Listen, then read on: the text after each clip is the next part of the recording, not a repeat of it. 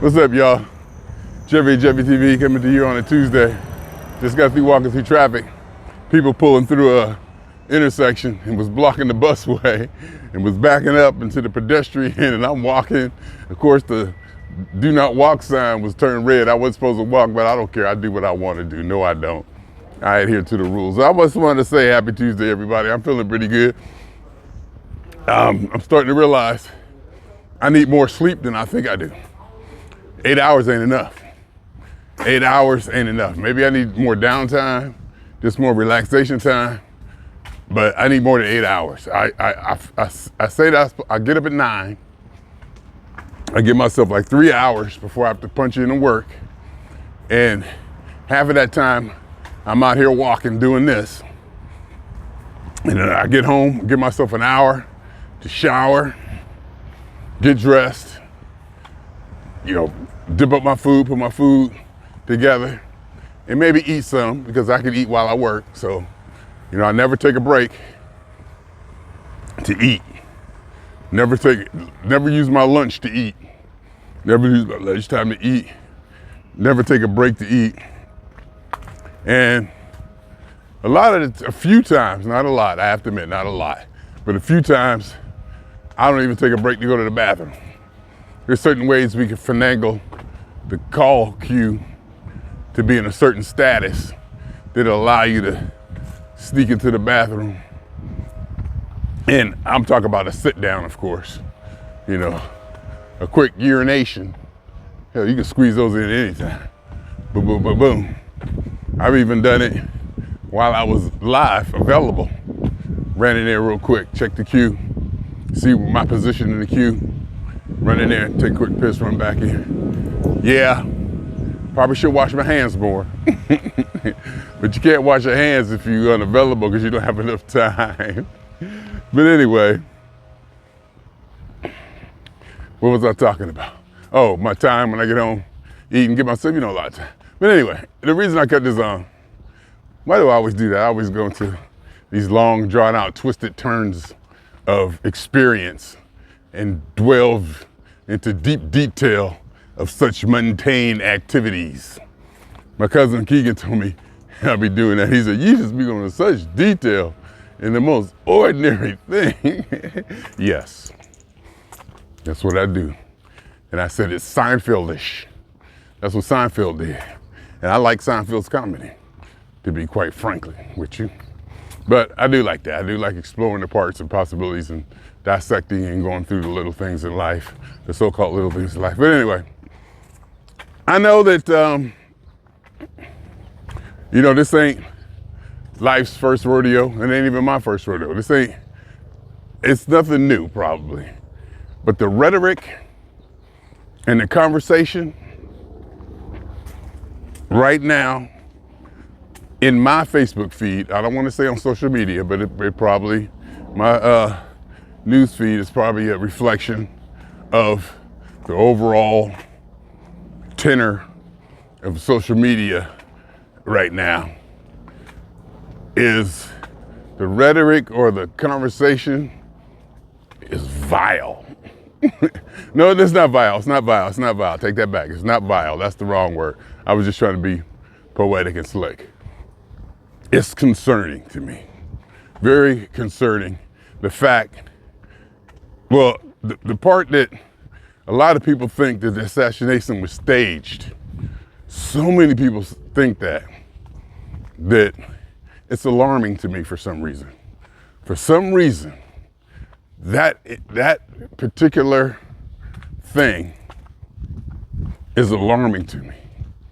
Probably more alarming than when I saw black people celebrating the riverfront walk brawl, when all those black people went out there and beat up the white people, and black people were celebrating that. That was concerning to me. But I don't think it was as concerning as this, because I think the ramifications are on a different level. It's like, okay, say you're MAGA, and for the sake of this story, you look at Donald Trump is your Jesus, your savior, the one who's going to, lead your Moses, the one who's going to lead you out of, slavery or lead you into prominence or get you out of the situation you're in. That's your representative. To have him almost assassinated, somebody that you feel, is very special. And I don't want to use the word reverent with Donald Trump because, I may like him. I definitely do not like him. I definitely do not like him. Well, that's it, everybody. How can you say that? It's not that I don't like him. I definitely don't like. How do you say that you don't like somebody? That you don't like somebody? Well, anyway, and I mean somebody that you find, reverent and it's important. And this was like a monumental moment. And then you turn around and half the population say it was fake and he staged it. It's like he's not worthy of such integrity or whatever respect that the man was almost killed and almost half the population is taking it as a farce, like he staged it. And not only that, that they sacrifice people, that they would sacrifice people to do that. And they comparing it to memes. The memes are out there, Some of the memes are satirical and funny, but I don't like the amount of people or the amount of conversation that says it was fake. That disturbs me. That disturbs me. Because I think that this should be a respect and a reverence for the event, for the person in the event, as another human being, basically, to have the reverence and respect that another human being was, almost lost their life. And to have such a large part of the population think it was just fake or just like it didn't, it wasn't real. And I kind of understand why they did that or why they're doing that, because the event was so monumental that it should win him the election. Like I was watching Stephen A. And Stephen A even said that picture won him the election. He said him with the flag in the back behind him and all that. He said that just won him the election. I felt the same way. And I understand that, there are Democrats out there who've been programmed to believe that Donald Trump is the Antichrist. He's a racist. He's gonna have us all back picking cotton. We all gonna have, be slaves, and Jesus gonna be all in the classrooms, abortions. I mean, they just got him pinned as this crazy, ultra-conservative, dictatorish. They just painted him as such a bad picture. I mean, and both sides, I think, and maybe more the Democrats, as they should, realize that the rhetoric and the conversation has gone too far. And they pulled back. They definitely pulled back. They pulled their ads, and they're definitely making a reckoning now. And more than one commentator said, thank God he didn't die. Thank God he didn't die, because that would set it off. The MAGA folks, it would set it off. I mean, you almost can't blame them. You almost can't blame them. Something like that happened, it would completely set it off. So, because Van Jones said, he said, thank God he didn't die. Because they know. So, and then you got so many people on my Facebook that are just so, okay, I'm gonna put this the wrong way because I'm speaking subjectively and kind of from my heart or how I feel. They're so twisted in what they're thinking and what, the Project 2025 and watch Project 2025, oh my God. And I know this has been going on for years and years and years, and this ain't the first time, but this one seems different. And of course you can say that about all of them, because they all seem different. If you think about it, they all are different. Each of them is gonna be greater on a different magnitude or a different scale than the previous one. It's obviously gonna grow. But this one, And I guess disrespect or the lack of respect for the event. A man almost lost his life. And for you to just say, it's fake, I don't believe it, it was staged.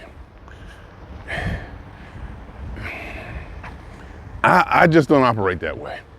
I can't do that. I can't do that. You know, it's just something in me that won't allow me to belittle an event like that, especially when somebody lost their life or could have been killed. And is it possible it was staged? If anything, if you ask me, it was staged on the Democratic side, where the Secret Service may have been set up to allow this. If anything, it was staged. I don't think it was staged. If it was set up, I believe it was set up by the Democrats. Oh, all of a sudden the shooter is a registered Republican.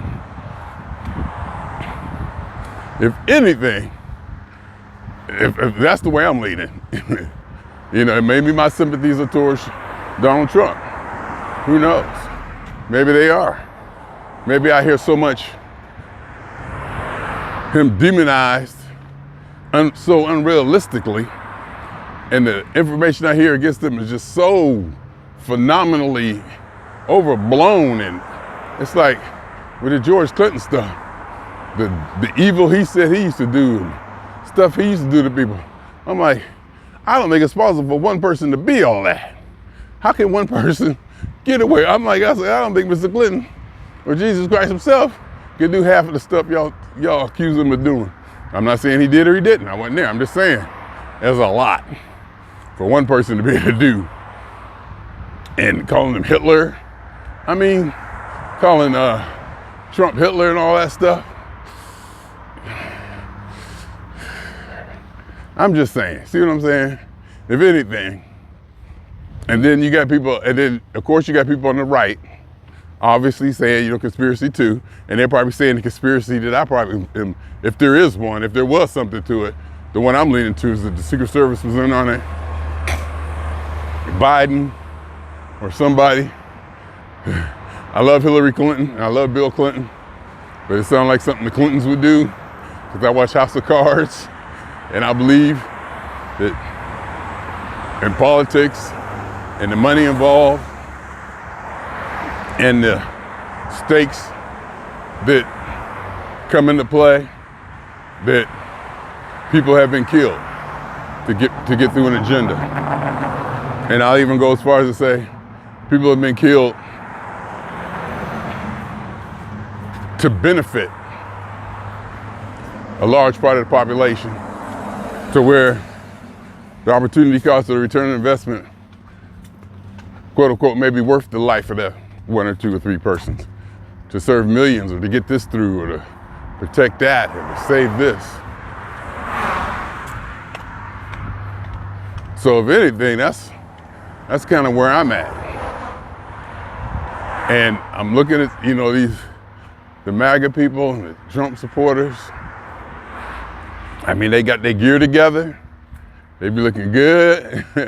The shirts, and the red, white, and blue, and the Trump style stuff. And I mean, they got it together. You know, first it was kind of raggedy, but now they got the symbolism and the attire, and they coming together. And I'm seeing a part of the population that I don't usually see. And to put it crudely, it's that overweight, white family, obese white family from the Midwest with limited variation in their gene pool and lineage. And that's not a slur or I'm not capping on them. It's just the way I want to describe it. To see them there at the rally and to see them represented, just to see them period, I think is, I guess, good for America and good for, they need to be recognized. I think they need to be acknowledged that they do exist, that they are a part of America, and that they haven't been forgotten, which they have. So there's something going on. It's just something. And I also saw a commentator on one of those arguing kind of news shows where they present, well, counterpoint kind of, news shows where they have different people from different perspectives kind of matched up against each other. She was arguing that Donald Trump is really a moderate. He's really a moderate, not, a ultra conservative thing. He's really like a moderate. I thought that was my mail guy. I thought that was the mailman I've been walking and seeing here for a couple years. When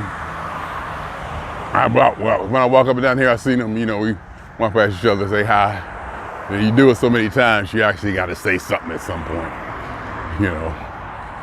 I thought that was him because I saw him when I was walking the other day. I think last week, I was walking in another route, completely other direction, and he rolled by and blew the horn. I was like, oh, what's up? But anyway, Spirit Airlines. Can you see it? Spirit Airlines. I'm just looking at Spirit now. Can you see it? Where's it at? See it a little bit? Spirit Airlines. Yeah, I was just thought, uh-oh, it's gonna be zoomed in. Oh boy, I gotta go back. Spirit Airlines. Because I'm thinking about flying back for like a city class reunion. They're having a city class reunion at South High School. South High School is one of those big, huge brick high schools that were built in Ohio, Youngstown. I love those big brick buildings, huge cathedral-like, just, dominating presence that I walk by and take pictures of just about every time I'm back there. And they're having a reunion there for all the city schools. And they're saying we'll get to tour the building. And I really want to go inside the building. So I was looking up airfare, and would you know it? Airfare, I can get a round trip for $87. I'm like, damn, the only thing with that is I would land in, and I would might be able to get away with only using like an hour and a half of PTO. The only thing about that is I would land at 5 o'clock in the morning in Pittsburgh, and the rental car place don't open until 8 a.m. So I'd have to get a ride or something like that and work out the logistics. I don't know, fly back there, see granddaughter for only a day or two. Because usually I come back there for a couple weeks. I'm only gonna see her for a day or two. Or, I don't know how we'd handle that, because it might be traumatic for me to come there and then leave, But, yeah, so, and that was Spirit Airlines. That's what I was just Googling. So, like I said, what's going on definitely has me concerned. And I'm sure they probably had me concerned before with George W. Bush. 9/11 stuff, Obama stuff, Hillary Clinton stuff. I'm sure this ain't the first time. Let's just be real about that.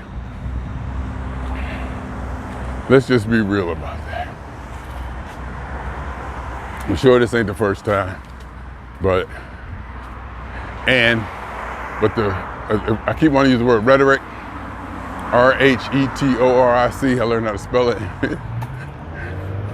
and the conversation has gone to be so volatile and just, I mean, it's like the level of misinformation or just because, and I'm probably saying it, just because they don't see it the way I do, it probably has a lot to do with it. And I can admit that. But just because I come at it from that sideways perspective doesn't mean the idea isn't quote unquote valid or a worthy one to take note of.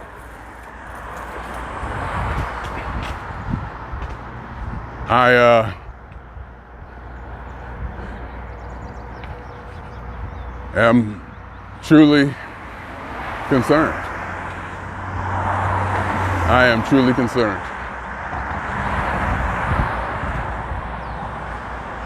Because it seems to be escalating. And if this is just a step, where's the next step going to lead us? Where's the next step going to lead us? And that's just the natural progression of life. And it should be, quote unquote, normal. We should be used to it. We're going to evolve to deeper and deeper conversations. And it's going to get this way, and it's going to get that way. And we just have to be ready for it. But we don't have to do anything, but and whether we're ready for it or not, it's still going to happen. So, how you want to handle it? How do you want to go through it? What's the best way to handle this so that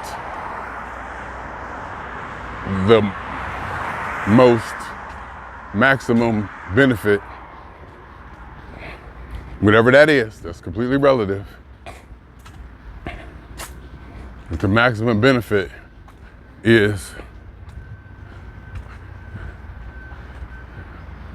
to us. I was just thinking about something else. I was thinking about my job yesterday. I had a conversation with my supervisor, and basically it comes down to me questioning the strength of leadership. And I told my supervisor straight on, I told her straight on, I gotta tell the truth. Me and her are cool like that. But I had to tell her, you might not have it. I told her like she's the kind of person who, outside of work, maybe at the club or hanging out, be the kind that I've been attracted to hang with. But as a supervisor, you gotta have that ability to draw a line and to almost have a kind of a fear. People need to fear you. When you come in a room, people need to sit up straight. And it's fear, respect, whatever the word is. But anyhow, how'd I come down that line? I'm not sure why. I was just thinking about that conversation yesterday. It was good just to have that conversation. Because I love my job. I love my job. And I have the greatest amount of respect for my job. And I told her that respect has been waning the last few, ever since my former supervisor left. Because my former supervisor was one of my favorites. And I didn't even know why. One of my favorites of all time. And I don't even know why. There wasn't nothing funny like I was attracted to or anything strange or, I ain't gonna say strange or weird or twisted like that. It wasn't that. It was just something about the situation. Maybe the professionalism, the way we handled it, something I couldn't figure it out. And then the integrity of our relationship, we kept it professional, kept it at a certain level, but we were able to, be free and express ourselves back and forth, and it seemed really good. Kind of like a friendship, but I understand that it can't be a friendship because I got to do everything she say, and she ain't got to do nothing I say. So that's not friendship. That right there puts a twist on everything. But And after her gone, I realized it was her integrity and work style. Basically, she was never wrong. And something in me that I didn't even realize respected that deeply. I respected that deeply. Every time she would send me a message or text or Jeffrey, I need to see you or talk to you, I knew she caught me I'd done something incorrect. I don't want to say wrong, but I knew I did something incorrect because I do hold myself at the highest, level of excellence and beacon and perfection. I don't even want, this mistake. Everybody makes a mistake every now and then, blah, blah, blah. I don't even want to hear that. I don't even want to hear those. So, and then, but she's, I have respect for her, this and that. But if she was to throw something at me, I'm still trying to hit it back. And I never could. She always had it just down. She always had it just down. All the T's crossed, all the I's dotted. I'd be like, damn. So that's what I would walk into every day. And I didn't realize how much or how important that was to me to have that kind of leadership. Or how special that leadership was to me because of the way I operate. And the way not only I operate, but the way it made the whole team operate. The way it made the whole team operate. That part.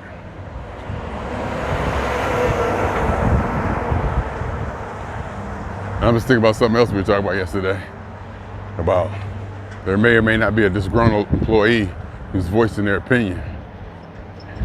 And she asked me, had I come across any of that? And I was like, no. But what are specifics? Are they right? I was like, is he correct? Because things are changing. But anyway, I like going different places with my conversation and talk. But it's gonna be a fun season. It's gonna be fun. Whether they're gonna keep. I was watching Biden with Lester Holt too. Grumpy old man. That old man, that was pathetic. That was pathetic. He only 3 years older than Trump, but oh my God. He shouldn't brag about that. He shouldn't bring that up.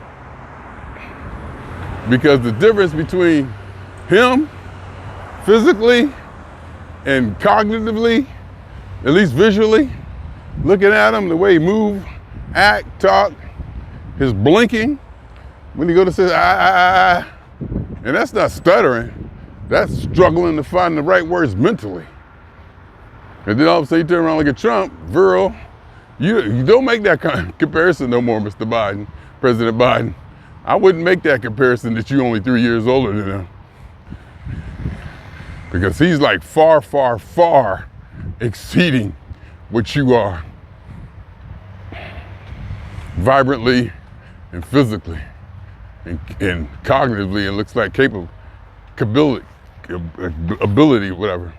He's like, that's the whole, what do you mean? Come on. Get off of me. He's like, all right. He's like, get off of me. Come on, Lester. Like, oh, Lester, I'm like, no, Lester. He's like an old man. And I'm like, he sounds like an old man. He sounds like a get off my grass, you old guy kind of person. And it just sounded so out of it, just so far away from it all. Like he's from another era or something. And it wasn't good. And they put that out. And Lester Holt sandbagged on us. Lester Holt didn't even go after him. He was being nice. I guess he's an NBC commentator. So, he ain't gonna go at him with both barrels. So that's how that went. But anyway, I feel good. It's Tuesday. I think my weight is down. I think I'm out here every day doing what I'm doing. It's working. It's not working maybe as fast as I wanted to, And I have my setbacks, and I kind of maybe get overly dramatic about it, but it's working in the long run. Out here getting my 10,000 steps, 16,000 doing work days. I worked all 5 days last week. Hopefully I'll work all 5, for the next coming few weeks, build up my PTO, build up my stamina. And I think I was saying the other day, I'm older now. It probably takes a couple weeks for me to get back to where I need to be when I go off so far, either calorie-wise or eating-wise, putting weight on-wise, mentally, physiologically, psychologically, whatever. It may take a week or so for me to get back to that, to work myself back into shape. And I mean more so than just physically, because I can get out here and do the walk. That's no problem. But mentally, to get my mojo back up, or to get my motivation up, and get off work and don't just want to run and eat and sleep. We get up with a little bit more energy every day after work, a little bit more energy every day after work. And I can do stuff, do more, and I think it's because I'm sleeping a lot more. I'm going to bed 9:30, 10 o'clock. And I think it gives me time just to lay there and not do nothing. And it's getting to the point where TV is boring to me now. All these shows, I usually watch my Steeler podcast, but it's dead season now. That means there can be no NFL activity. So there's really nothing for them to commentate on. That usually, I like news stuff, even if it's sports, something that's current. And the shows that's on now, the only one I'm gonna watch is House of Dragon. That one, unequivocally a must watch. That one gets me going every time.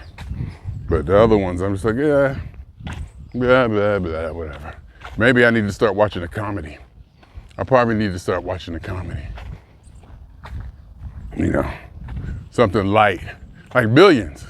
Billions is good, but the dialogue is so dense, you only can watch 2 episodes at a time before you're exhausted keeping up with the sayings. They even slipped George Clinton in there one time. A judge broke it down, about George Clinton and something. So, if you listen to some of the, cliches or references they make, it's deep.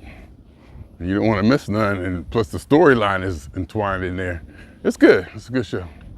But, sometimes I like a little bit more something fantasy, or not fantasy, but like science fiction, in that realm. One show that I love watching with my mother is that Chicago Fire. Chicago Fire is like right perfectly in there. Enough drama, enough cheesiness, enough mature subject matter, playfulness, characters. I can sit there and watch Chicago Fire with my mother. We sit there and watch 3-4 episodes. We can watch 2-3 episodes. I'll be like, still talking to Casey and Severide. Who else? Casey, Severide, Mouch. I know them all. I just can't think of them now. Of course, the Chief. Who's the other dude? The one who got the Dawn. Is her name Dawn? The Mexican girl who's sleeping with everybody. Okay, I'm only on season 2. Leave me alone. I'm only on season 2. And I know it's like 17 seasons, so get off me. Anyhow, my name is Jeffery Scott Mitchell. Feeling good out here in my sweatsuit. Mr. Scale told me 219.2 this morning. I think that was down 2 pounds from yesterday or something like that. 1 pound, almost close to 2 pounds yesterday. And it's only Tuesday, which is pretty good. But it's going, once again, come back to this weekend, I'll probably be good Monday through Friday. And then to get off work Friday night and see what happens. I get another weekend to myself and I'm gonna love it, but we'll see how it goes. We'll see how I handle it. See, I'm already looking towards the weekend. It's only Tuesday. I go into work, or you know what? We go to work once a week. Sometimes I be forgetting. I'm like, oh shit, I gotta go to work. I gotta go in the office tomorrow. And sure enough, I gotta go in the office tomorrow. That week comes around fast. And that means if I go into work, it's gonna be food. It's probably gonna be food. But if I eat at work and don't eat when I get home, that kind of works out. But we'll see. We shall see. Anyway, swing on y'all. 2 times. For me and for the funk. And for every elementary particle that has ever existed in any atom, in this or in any universe that ever was, is, or will be. A totality of it all. Theory of universe. Hypothesis of all as one. My name is Jeffery.